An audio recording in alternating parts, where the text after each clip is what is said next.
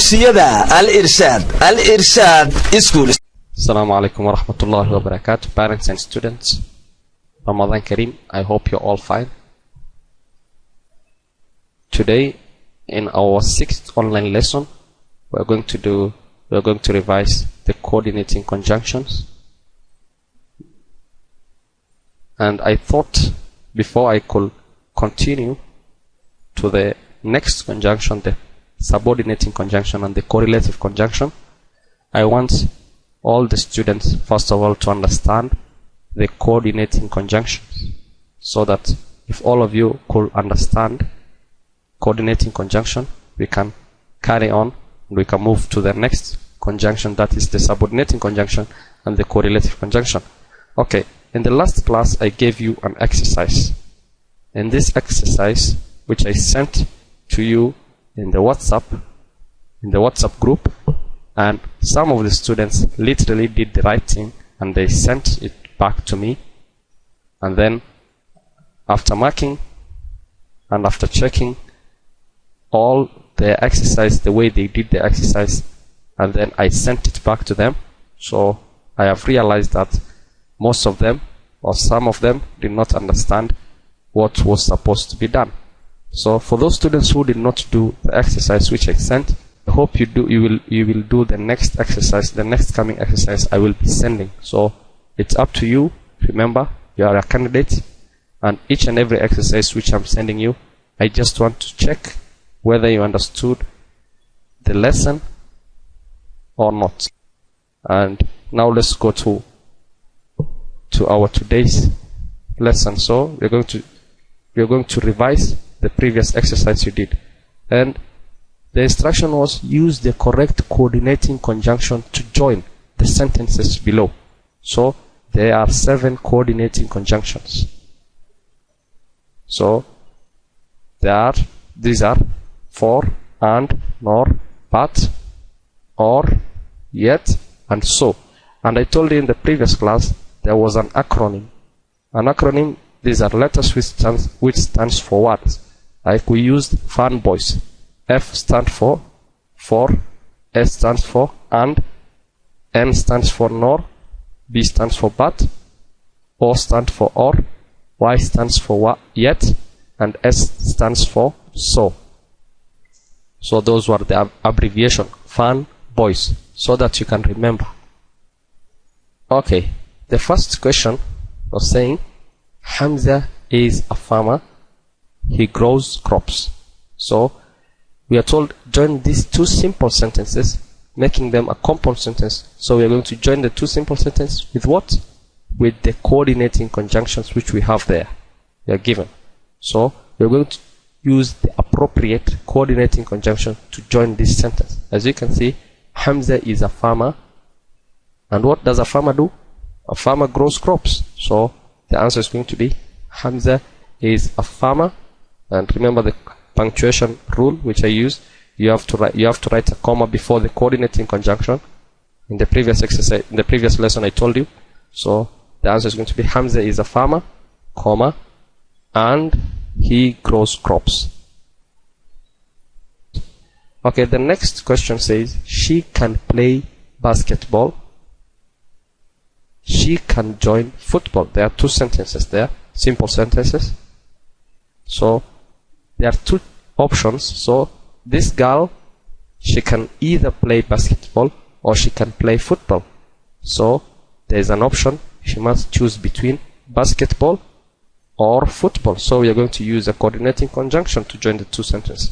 And the answer is supposed to be she can play basketball, comma, or we are using or to show choices. So she can play basketball, comma, or she can join football. Our third question says he goes to the mosque every day. He steals from people. So there are 2 simple sentences. As you can see, there are 2 opposite sentences.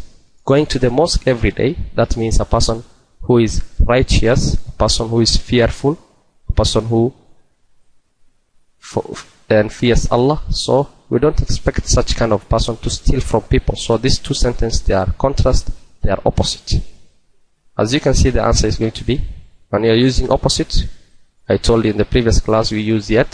So he goes to mosque every day, comma, yet he steals from people. Because we use yet to show opposite. I told you, repeat, to show opposite or contrast. Two things which are directly or they are opposite to each other. The fourth question, as you can see, I couldn't do trigonometry in class 7. That's a sentence. I can do it now. Supposed to be, I couldn't do trigonometry in class 7, comma, we use but. Why do we use but there? We use but to show difference, to show change. So right now you are in grade 8. In grade 7 you could not do trigonometry. So there is a difference between the two sentences. Right now you are in 8, so you are saying I can do it now, but in class 7 you could not do trigonometry. So they are changed. There is a change. So we use but in that sentence. The fifth question, he didn't do his homework. He was absent. So the reason why he did not do his homework, there was something why he did not do his homework, because he was absent. He was not present in class, so he was absent, so he did not do his homework. The answer is going to be, he didn't do his homework, comma, for, to show reason why he did not do. For he was absent, because he was absent. So sometimes for is the same as I told you in the previous class, for is the same as because. Okay, our sixth question was saying, Maria doesn't drink coffee. She doesn't drink tea. So there are two things which Maria doesn't drink. So there are two disagreements sentence. There are two negative sentences, as you can see, because we say they are negative sentence because there is not. You see, how can you recognize that a sentence is negative sentence? Because it has not. So because as you can see, there are two sentences there, use not. And the answer is going to be, Maria doesn't drink coffee, comma, nor. I told you in the previous class, we use nor to show negative sentences or sentences which you have don't. So Maria doesn't drink coffee, comma, nor does she drink tea. So we don't, again repeat, we don't say nor she doesn't drink tea. That is not correct. You're supposed to say nor does she, because already there is an disagreement, nor.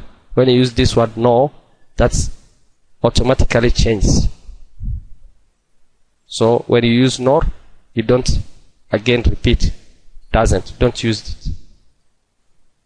Okay, finally in the last question on the previous exercise I gave, and now I'm giving you the answers. It was saying, there was a curfew last night. I stayed at home. What is a curfew? A curfew is a situation whereby no one is allowed to move outside, to go outside for a specific time. So you're not supposed to go outside your house or place or premises where you are. You're not allowed to go outside for a specific hour. Okay, the answer is going to be, there was a curfew last night, so I stayed at home.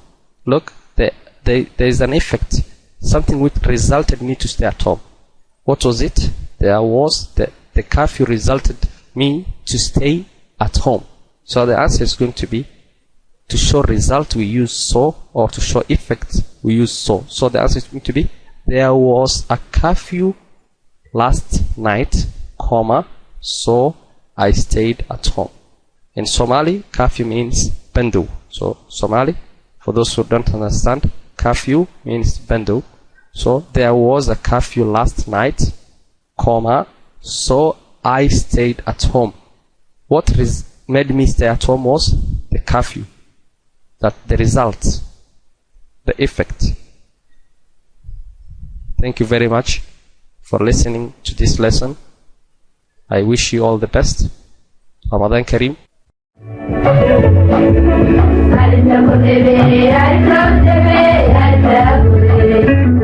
dugsiyada Al Irshaad School